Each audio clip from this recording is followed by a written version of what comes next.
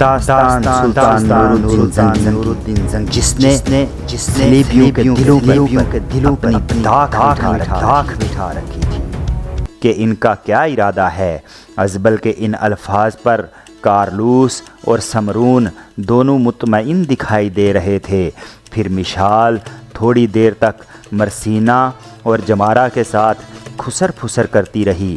پھر وہ بے پناہ خوشی کا اظہار کرتے ہوئے کہہ رہی تھی، میرے ساتھ ساتھ یہ دونوں بھی خوش ہیں کہ ہم یہاں سے حلب منتقل ہو جائیں، لیکن مرسینا کچھ تحقیقات اور کچھ خدشات کا اظہار بھی کرتی ہے۔ سمرون نے فوراً مرسینا کی طرف دیکھتے ہوئے پوچھ لیا، کون سے تحفظات؟ کیسے تحفظات؟ مشال پھر بول پڑی، کہنے لگی، مرسینا کا کہنا ہے کہ پہلے اس سلسلے میں امیر مجدد الدین سے بات کی جائے۔ اگر انہوں نے ہمارا یہاں سے حلب منتقل ہونا پسند نہ کیا، تب وہ ہمارے اس طرح منتقل ہونے کو کیوں ناپسند کریں گے؟ سمرون نے پرسکون انداز میں کہنا شروع کیا، بہرحال اگر یہ تم لوگوں کے تحفظات ہیں تو تھوڑی دیر تک مجدد الدین یہاں آتا ہی ہوگا، تو اس سے بھی ہم پوچھ لیں گے، بلکہ میں شمس الدین سے کہوں گا، یا مشال تم خود ہی شمس الدین سے کہنا کہ وہ اس سلسلے میں مجدد الدین سے بات کرے۔ میرے خیال میں ان کی آمد پر یہ مسئلہ بھی حل ہو جائے گا۔ اب وقت ضائع نہ کرو، وہ آنے والے ہوں گے۔ تینوں بہنیں اٹھو اور مطبخ میں جاؤ، جا کر کھانا تیار کرو۔ اس کے ساتھ ہی سمرون کے کہنے پر وہ تینوں اٹھ کر باہر نکل گئی تھیں۔ کچھ دیر بعد وہ کھانا تیار کرتی رہیں۔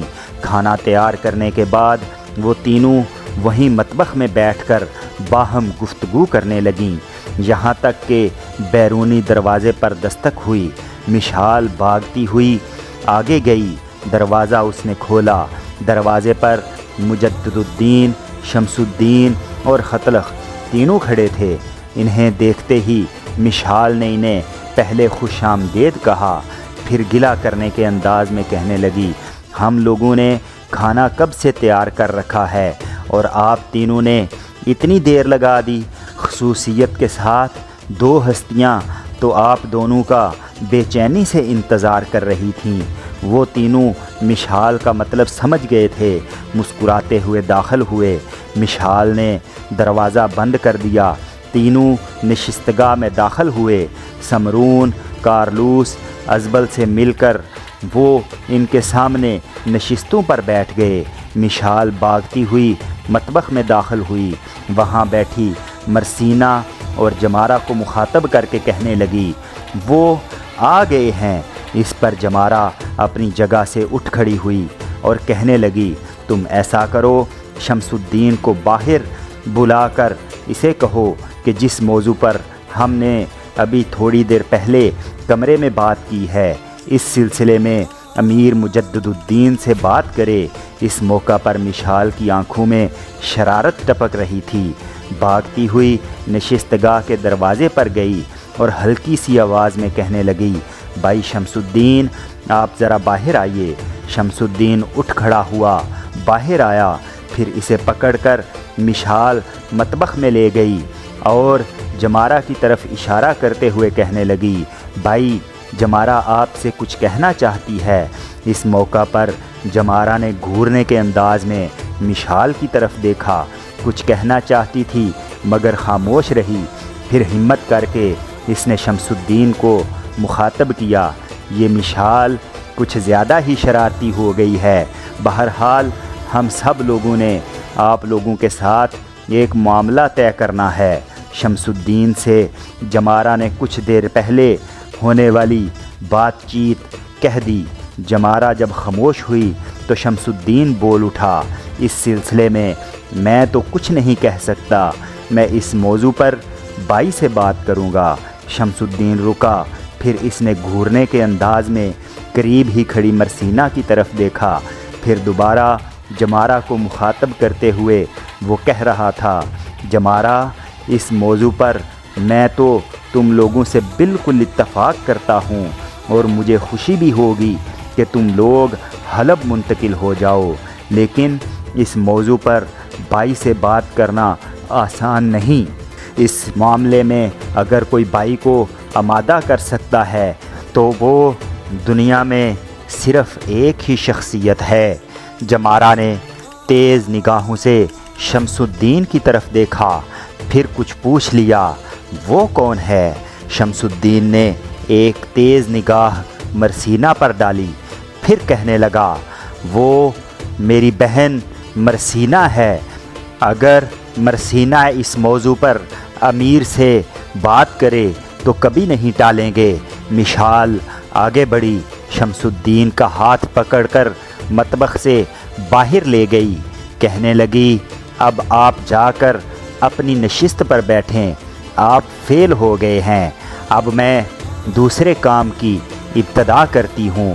شمس الدین مسکراتے ہوئے نشستگاہ کی طرف چلا گیا تھا، پھر مطبخ کے دروازے پر کھڑا ہو کر مشال نے جمارہ کو باہر آنے کا کہا۔ جمارہ جب باہر نکلی تو اس کے کان میں مشال نے کھسر پھسر کی، جیسے سن کر مشال چپ چاپ اس کے ساتھ ہو لی۔ مرسینہ مطبخ ہی میں تھی، دونوں نشستگاہ کے دروازے پر نمودار ہوئیں۔ اس بار جمارہ نے مجدد الدین کو مخاطب کیا، بھائی مجدد الدین، آپ ذرا میری بات سنیں، آپ سے ایک ضروری کام ہے۔ مجدد الدین نے عجیب سے انداز میں اپنے دائیں بائیں سب لوگ جو بیٹھے ہوئے تھے ان پر نگاہ ڈالی، پھر اٹھا اور دروازے پر آیا اور جمارہ کو مخاطب کر کے کہنے لگا، کیا بات ہے میری بہن؟ جمارہ نے مجدد الدین کا بازو پکڑ لیا اور اسے کھینچتے ہوئے مطبخ کی طرف لے جاتے ہوئے کہنے لگی، بھائی آپ پریشان کیوں ہو رہے ہیں؟ میں آپ کو کسی مصیبت اور الجھن میں تو نہیں ڈالنے والی۔ پھر جمارہ مجدد الدین کو مطبخ کے دروازے پر لے گئی، اندر کھڑی مرسینہ کی طرف دیکھتے ہوئے اشارہ کرتے ہوئے کہنے لگی، بھائی آپ برا نہ مانیں تو مرسینہ آپ سے کچھ کہنا چاہتی ہے۔ اس کے ساتھ ہی جمارہ نے مجدد الدین کا ہاتھ چھوڑ دیا، پھر پیچھے آئی اور اپنے دونوں ہاتھ اس کی پشت پر رکھتے ہوئے اسے باورچی خانے میں داخل کر دیا۔ پھر مسکراتے ہوئے جمارہ اور مشال ایک طرف ہٹ گئی تھیں۔ مجدد الدین کچھ دیر مطبخ میں خاموش کھڑا رہا۔ اس دوران مطبخ میں مرسینہ کی الجھی سانسیں صاف طور پر سنی جا سکتی تھیں۔ اس کی گردن جھکی ہوئی تھی اور وہ بالکل کسی مجسمے کی طرح خاموش مجدد الدین کے سامنے کھڑی تھی۔ مجدد الدین نے اسے مخاطب کیا، بی بی آپ مجھ سے کچھ کہنا چاہتی ہیں؟ ہمت کر کے مرسینہ نے آہستہ آہستہ اپنی گردن سیدھی کی، مجدد الدین کی طرف دیکھا، پھر انتہائی شرم و حیا میں کہنے لگی، یہ سب مشال اور جمارہ کی شرارت ہے۔ اور مجدد الدین فوراً مڑا اور کہنے لگا، اگر تم مجھ سے کچھ نہیں کہنا چاہتی تو میں جاتا ہوں۔ مرسینہ نے ہمت کی، تڑپ کر اس نے مڑتے ہوئے مجدد الدین کا بازو پکڑ لیا اور کہنے لگی، میں آپ سے کچھ کہنا چاہتی ہوں۔ مجدد الدین پھر اس کے سامنے کھڑا ہو گیا اور اسے مخاطب کیا، بی بی پہلے یہ بتاؤ کہ کیا میں تمہیں تمہارے نام سے مخاطب کر سکتا ہوں؟ مرسینہ نے ایک دم گردن سیدھی کی، مجدد الدین کی طرف دیکھا، پھر کمال حوصلے کا مظاہرہ کرتے ہوئے کہنے لگی، اگر آپ مجھے میرے نام سے مخاطب نہیں کر سکتے تو پھر دنیا میں کوئی اور مجھے میرا نام لے کر نہیں پکار سکتا۔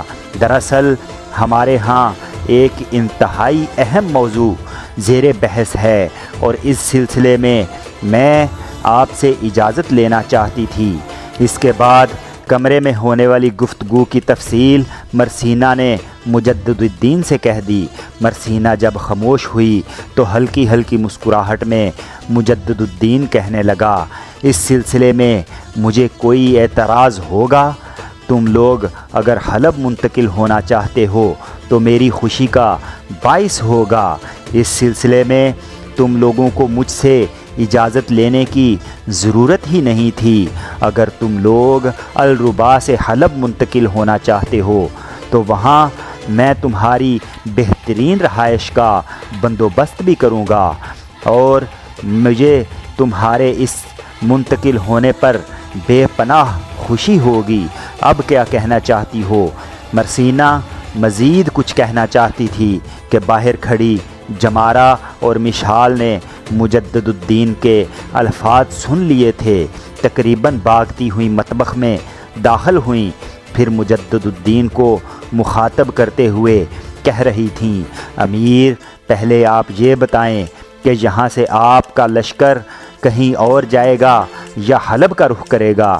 اس پر مجدد الدین کہنے لگا، لشکر یہاں 2-3 دن سے زیادہ قیام نہیں کرے گا، اس کے بعد حلب واپس جائے گا۔ مجدد الدین کے ان الفاظ پر مشال خوشی کے ساتھ اظہار کرتے ہوئے بول اٹھی، امیر اگر یہ بات ہے تو کیا ایسا ممکن ہے کہ میں، جمارہ اور مرثینا بھی آپ کے ساتھ حلب جائیں؟ دراصل ہم لوگ آپ کی ماں، پھوپھی اور پھوپھی زاد بہن عبیدہ سے ملنا چاہتی ہیں۔ مشال جب خاموش ہوئی تو مسکراتے ہوئے مجدد الدین کہنے لگا، تم تینوں ہمارے ساتھ چلنا چاہتی ہو تو چلو، تمہارا وہاں جانا بھی ہمارے لیے خوشی کا باعث ہوگا۔ اس موقع پر بڑی سنجیدگی سے مرثینا نے مجدد الدین کی طرف دیکھا، پھر خدشات کا اظہار کرتے ہوئے کہنے لگی، کہیں ایسا نہ ہو کہ وہاں ہمارا جانا آپ کی ماں کی ناپسندیدگی کا باعث بن جائے اور معاملہ بنتے بنتے بگڑ کر رہ جائے۔ اس پر مجدد الدین نے ہلکا سا کہکہا لگایا۔ اس کا یہ کہکہا مرثینا کو بے حد پسند آیا، اس لیے کہ اس نے پہلی بار یوں مجدد الدین کو خوش ہوتے ہوئے دیکھا تھا۔ پھر مجدد الدین نے اسے مخاطب کیا، مرثینا بات یوں ہے کہ تم لوگوں نے ابھی تک میری ماں کو نہیں دیکھا، نہ اس کے مزاج کا اندازہ لگایا ہے۔ اگر تم تینوں وہاں جاتی ہو تو یاد رکھنا کہ وہ ایسی خوش ہوں گی کہ اس کی خوشی کی کوئی انتہا اور اتھاہ ہی نہیں ہوگی۔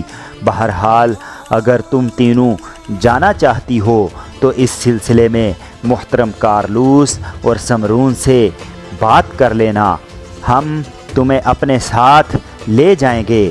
مرثینا چاہتی تھی کہ مجدد الدین کچھ دیر اور اس کے پاس مطبخ میں ہی رہے، لہٰذا اسے باتوں میں الجھانے کے لیے وہ پھر بول پڑی، کیا ایسا ممکن نہیں کہ آپ خود میرے بابا اور تایا سے بات کریں؟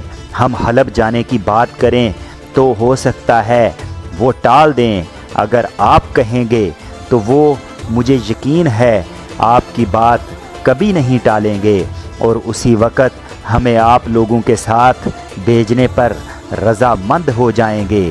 مجدد الدین مسکرایا، پھر مرثینا کو مخاطب کر کے کہنے لگا، مرثینا میں تو یہی سمجھ رہا تھا کہ تمہارے منہ میں زبان ہی نہیں اور تم بولتی ہی نہیں ہو، لیکن چہکتے ہوئے مرثینا بھی جواب میں بول پڑی، امیر میں بھی یہی خیال کرتی تھی کہ آپ بولتے ہی نہیں، لیکن اب پتہ چلا کہ جب آپ بولتے ہیں تو خوب بولتے ہیں۔ اس پر سب ہنس دیے۔ پھر مجدد الدین کہنے لگا، اچھا میں جا کر وہاں بیٹھتا ہوں، پہلے کھانے کے برتن وہاں لگاؤ، کھانا کھانے کے بعد اس موضوع پر گفتگو کریں گے۔